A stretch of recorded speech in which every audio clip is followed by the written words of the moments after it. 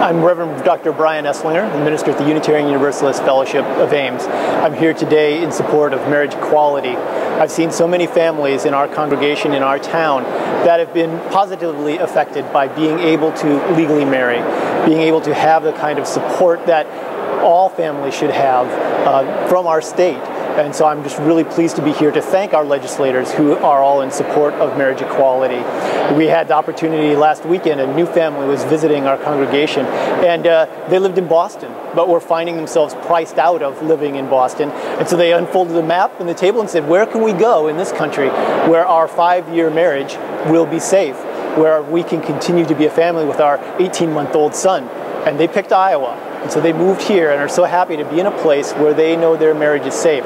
So I'm here to help ensure the safety of that couple's marriage and ensure the equality that our state stands so proudly for. Well, you know, I've done a number of union ceremonies prior to being able to do a full-fledged marriage. And for me, it was just such an honor to be able to welcome fully into our community those people who I've done these rituals for before without that legal standing. And for me, it is a complete act of faith to be able to preside at a full wedding with these couples. The idea of marriage as not just a civil right, but also a religious right is important for me because it's the first time that I'm able to fully express my religious values in these wedding ceremonies.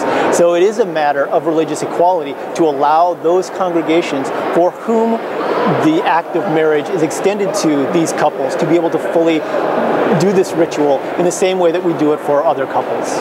One of the beauties of our nation has been the separation of church and state, and no religion can be compelled to commit a ritual which they do not agree with.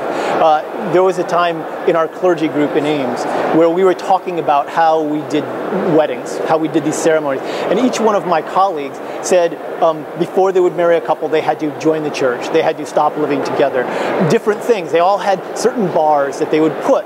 And all religions are free to do that, to say that they won't marry people of mixed faiths. They won't marry people who aren't members of their congregation. So it is not possible under our Constitution for a religious body to be compelled to do the sacrament of marriage.